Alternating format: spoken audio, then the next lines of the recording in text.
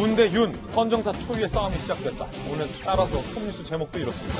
먼저 청와대의 국민소통 수석의 이야기 들어보시죠. 문재인 대통령은 국민들께 매우 송구하다며 검찰이 바로 서는 계기가 되길 바란다. 법무부와 검찰의 새로운 출발을 기대한다고 말했습니다. 추 장관 본인의 사의 표명과 거취 결단에 대해서도 높이 평가하며 앞으로 숙고하여 수용 여부를 판단하겠다. 대통령의 메시지를 소통수석이 대신 대독했습니다. 청와대 관계자는 오늘 동아일보 기자에게 이 메시지는 사실상 윤 총장 그만하고 관두라 라는 대통령의 총장 불신의 메시지다 라고 오늘 동아일보는 보도하고 있습니다. 속전속결이었습니다. 대통령의 재가가 말입니다. 당일 결제 속전속결 매듭. 어제 오후 5시 추 장관이 문 대통령에게 징계를 제청하고 70분간 추 장관이 대통령을 만났다. 대면 보고한 뒤 지체 없이 대통령은 결재를 했습니다. 14시간 만에 재가를 한 셈이고요. 윤 총장은 오늘부터 2개월간 직무정지에 들어가게 됩니다. 동아일보에 따르면 청와대 관계자는 이게 사실상 윤 총장에 대한 대통령의 불신임 의사. 이제 고마해라, 관둬라 라는 메시지다 라고 동아일보 기자에게 얘기했습니다. 논란은 대통령이 직접 결재를 했는데 국민소통수석이 이렇게 발언한 것에 대해서 논란이 일고 있는데 검사 징계법에 따라 법무장관이 징계를 제청하면 대통령은 재량 없이 그대로 재가하고 집행할 수밖에 없다. 그러니까 어쩔 수 없었다. 대통령도 재가할 수밖에 없다. 라는 뉘앙스를 소통수석이 설명함에 따라서 이 징계를 대통령이 주도했던 게 아닌가? 라는 의문과 논란이 현재 일고 있는 그런 상황입니다. 자, 일단 여기까지가 청와대 소식이니까 청와대 출입기자에게 물어보겠습니다. 이재민 기자, 청와대 출입하셨잖아요. 뭐 여러 가지가 살펴볼 논란들이 있는데 일단 상당히 속전속결이었군요.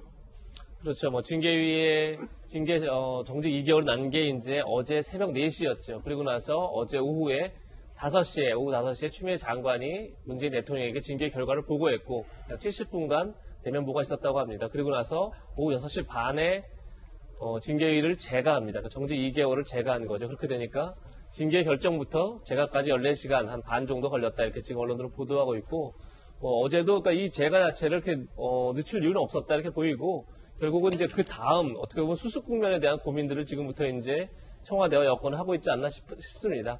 그런 점에서 어제 대통령 메시지는 분명했다 이렇게 보입니다. 사실상의 윤 총장에 대한 불신입니다. 뭐 이런 지금 표현도 있는데 어제 정말로 국민소통수석을 통해서 나온 대통령의 메시지 자체가 검찰이 바로 서는 계기가 되길 바란다. 이 자체에 뭐 다 담겨 있다게 보이고 그리고 또한 추미애 장관도 사의 표명을 하면서 추미애 장관의 어떤 추진력과 결단이 아니었으면 권력기관 개혁이 불가능했다 이렇게 표현한 것 자체도 추 장관의 사의 표명과 무관하게 어쨌든 추 장관 쪽에 힘을 실어준 거고 그 징계 결과에 대해서 대통령이 힘을 실어줬다 이렇게 볼 수 있을 것 같습니다. 다시 한번 좀 확인차 묻겠습니다. 오늘 동아일보도 보도하고 있습니다만 앞서 윤 총장이 문재인 대통령이 적절한 메신저를 통해서 나한테 총장에 주어진 임기를 반드시 지키라라고 당부했다라는 주장을 하기도 했었잖아요. 그리고 징계위 자체의 어떤 적절성 논란도 대통령은 모르시지 않을 텐데 자 어제 대통령의 저 메시지 그리고 징계 재가가 윤 총장 이제 그만하고 물러나라. 총장 관두고 옷 벗고 나가라. 이런 메시지다라는 겁니까? 꼭 지금 당장 물러나 이렇게 보기는 좀 어려울 수도 있죠. 근데 다만 어쨌든 그 추미애 장관 그리고 윤석열 총장의 갈등 속에 무게중심을 확실히 추미애 장관 쪽에 실어준 거죠. 어쨌든 추미애 장관의 결단력과 추진력 등을 높이 샀고 그리고 검찰은 이번 기회에 바로 세워져야 된다. 바로 달라져야 된다. 이렇게 지금 얘기한 것 자체가 결국은 무게중심을 확실히 추미애 장관 쪽에 실어준 건 틀림없는 사실이다. 이렇게 볼 수 있고 결국은 이제 추미애 장관과 윤석열 총장의 갈등으로 표현됐던 징계의 어떤 1라운드라고 할까요? 그거는 자체는 어제 재가로 마무리되는 거죠. 그럼 지금부터는 결국 윤석열 총장이 오늘 내에 하여튼 행정법원에다가 본안 소송 그러니까 그 징계 절차에 대한 집행 정지와 그다음에 징계가 부당하다 이런 소송을 제기할 텐데 결국은 지금 그러니까 대통령이 제기했던 어떤 절차적 정당성, 공정성이 과연 제대로 지켜졌느냐 그것에 대한 법적, 정치적 다툼은 지금부터 시작되는 거죠. 어떻게 보면 일단락이 되고 어떻게 보면 지금부터는 이제 문재인 대통령과 윤석열 총장의 본 게임이 시작됐다 이렇게 볼 수 있을 텐데 뭐 그런 점에서 대통령이 지금 윤 총장을 뭐 압박했다 안 했다 이런 걸 떠나서 어쨌든 그 지금까지 징계 절차와 관련돼서는 일단락을 짓고 지금부터 이제 새로 제기될 어떤 법적, 정치적 다툼에 대해서는 이제 시작이다. 뭐 이렇게 보면 될 것 같습니다. 지금부터가 그러니까 진짜 게임이다. 본 게임이다. 사실상의 진짜 싸움이 지금부터 시작됐다.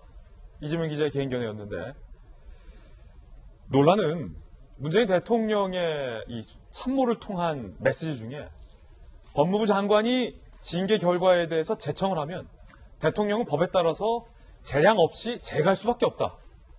라는 홍보 수석의 이야기입니다. 문재인 대통령이 재량이 없다. 이 부분이 논란인 건데 정혁진 변호사님, 법적으로 볼 때 어떻습니까? 법무부 장관이 징계 결과가 정해지고 제청을 하면 대통령이 생각할 때 아무리 이게 징계 결과가 부당하다 하더라도 재량 없이, 그러니까 제가하지 않을 방도가 없는 겁니까? 청와대 말이 법률적으로 볼 때 맞습니까? 그 검사 징계법 제가 이렇게 뚫어져라 보고 혹시 판례도 있나 찾아봤는데 판례는 없었고요. 제 나름대로 해석을 갖다가 해보면 규정은 이렇게 되어 있어요.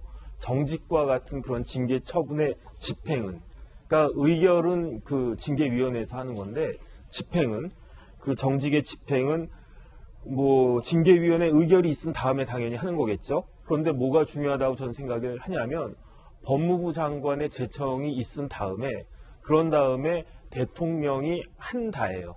할 수 있다도 아니고 해야 한다도 아니고 한다. 그러면 이게 대통령이 꼭 하셔야 되는 것으로 기속조항이냐, 아니면 징계를 갖다가 하는, 그것보다 밑에 뭐 견책 같은 경우는 일선 검사장들이 징계 집행을 갖다 하거든요. 주체만 이야기하는 것이냐, 거기에 대해서 제가 곰곰이 생각을 갖다가 해봤는데 이거는 그야말로 저의 개인적인 사견인데, 법무부 장관의 제청이 만약에 없으면은 그러면 대통령이 징계를 하실 수가 있는가?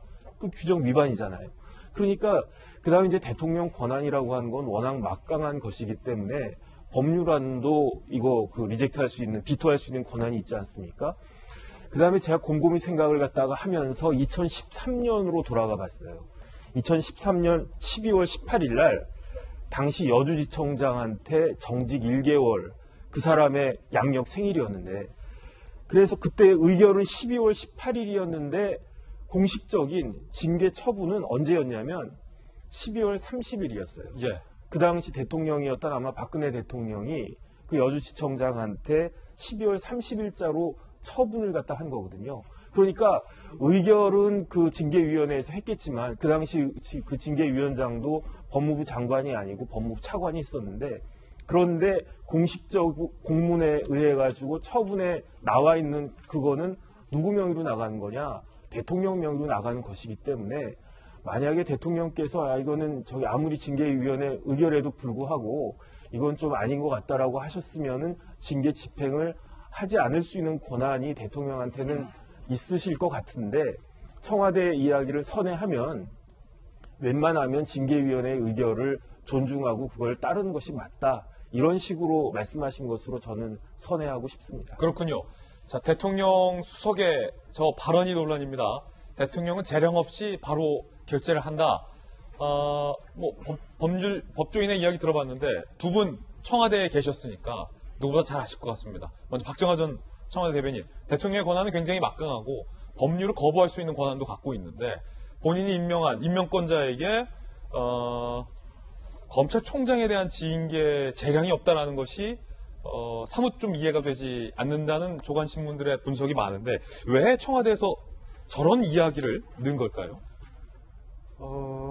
대통령 그리고 한 나라의 정치 지도자로서 아직도 저는 문재인 대통령이 장막 뒤에 어딘가 숨어 있으면 된다라고 생각하시는 것 같아요. 그러니까 이미 세상은, 그리고 국민들은 다 이 법무부 장관과 검찰총장의 갈등 속에서 윤석열 총장의 징계를 강행한 게 대통령의 의중이 실렸다고 많은 사람들이 생각하고 있는데, 여전히 대통령께서는 나 아니야, 내 눈만 가리고 지금 세상이 깜깜해 라고 말씀하시는 것 같아서 안타깝습니다. 차라리 모든 정치적 책임을 지고 이 건에 대해서는 내가 지지자들 그리고 반대자들 설득하면서 나라가 제대로 가는 길로 내가 가겠다. 그리고 여기서 나오는 부작용들 내가 다 정치적으로 책임지겠다라고 말씀하시는 게 오히려 대한민국의 대통령으로서 떳떳한 거지. 여전히 법률 조항에 법적으로 규정상 나는 아무 책임이 없고 그냥 할 수 없이 했다라는 모습을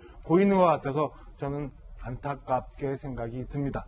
어제 사실은 대통령이 결재가 오면은 저는 재가를 할 거라고 봤어요. 근데 문제는 뭐냐면 과연 그 재가 시에 대통령이 직접적인 메시지를 낼 건가 안 낼 건가를 저는 유심히 봤었습니다. 예. 근데 여러 가지 방법이 있어요. 그냥 단순히 재가했다. 혹은 뭐 윤석열 총장에 대해서 뭐 안타깝게 생각한다. 아니면 아무 말씀 없었다. 뭐 이런 여러 가지가 있었는데 어제 대통령이 정만호 수석을 통해서 내놓은 메시지는 자, 윤석열 너 이제 그만둬. 너 잘못했어. 그리고 우리는 계속 이렇게 갈 거야. 라는 메시지를 분명하게 보이신 거거든요. 이런 메시지를 보이면서 안에서는 수석을 통해서 재량 없이 그대로 제가 할 수밖에 없었다라는 모습을 보이는 것은 지난 1년 동안 그리고 최근 아주 극도로 혼란했었던 한두 달 동안 대한민국을 이렇게까지 흔들어 놓은 사건에 대해서 대통령이 너무 무책임하게 그저 법률적으로 규정상 나 책임 없어라고 피해가는 거라고밖에 저는 해석을 못하겠습니다. 박수현 전 대변인은 어떻게 보십니까? 박정화 대변인님하고 반대로 보죠. 예. 그런데 사실은 지금 언론의 보도의 그 흐름들이 저는 조금 잘 동의할 수 없는 게 지금까지는 어떤 거였습니까? 추윤 갈등이 지겹다. 국민이 필요하다. 그러니 대통령이 나와서 빨리 결단하고 정리해라. 윤석열 총장을 빨리 잘라라. 그렇게 그런 기류로 가져왔던 것이 언론의 보도 아니었습니까? 자, 어쨌든 대통령은 그러나 법과 원칙을 지키면서 징계위원회를 기다렸고 그 결과에 따라서 법에 정해진 자신의 권한을 인내하면서 법대로 했습니다. 했는데 지금 와서 또 오늘 언론의 보도는 왜 그렇게 했냐. 정치적으로 좀 그거 징계위원회 결과 온다 하더라도 좀 정치적 결정을 하지. 도대체 어떤 장단에 이 발을 맞춰야 됩니까? 그리고 언론의 보도 일관성이 없어요. 그렇기 때문에 저는 이렇게 생각을 합니다. 지금 박정화 대변인님께서도 말씀하시는 그 취지를 충분히 압니다. 대통령이 정치력을 발휘해서 좀 국민이 불편하시지 않도록 사전에 좀 잘 정리를 하시는 정치력이 필요하다 이런 취지의 말씀이신데 그것도 좋습니다만 이제는 시대가 달라졌습니다. 대통령이 막강한 권력이 있다고 해서 그것을 다 쓰면 꼭 좋은 일이겠습니까? 과거의 권위주의 어떤 정부 시절에는 대통령이 가진 권력, 그 이상의 권력을 발휘했기 때문에 사실 국민이 고통받는 일이 많았지 않습니까? 그래서 더 좋은 민주주의를 만들자고 한 것 아닙니까? 그런데 대통령이 자신이 가진 권력을 그렇게 언론과 많은 국민 일부에서 그 정치 권력까지도 썰어라고 요구함에도 불구하고 그 권력을 최소한 사용하기 위해서 모욕을 감내하면서 인내하고 징계위원회의 법적 절차를 기다렸다가 자신에게 주어진 법적 권한을 행사한 것. 정치의 커튼 뒤에 숨었다라고 대통령에게 요구하거나 비난하지 말고 법과 원칙의 투명한 커튼이 국민이 다 보시도록 그렇게 하는 것이 지금 국민이 바라는 대한민국의 더 좋은 민주주의고 대통령은 그 길을 가고 있다라고 이렇게 말씀드립니다. 이제 두 분의 분석이 정말로 정반대군요.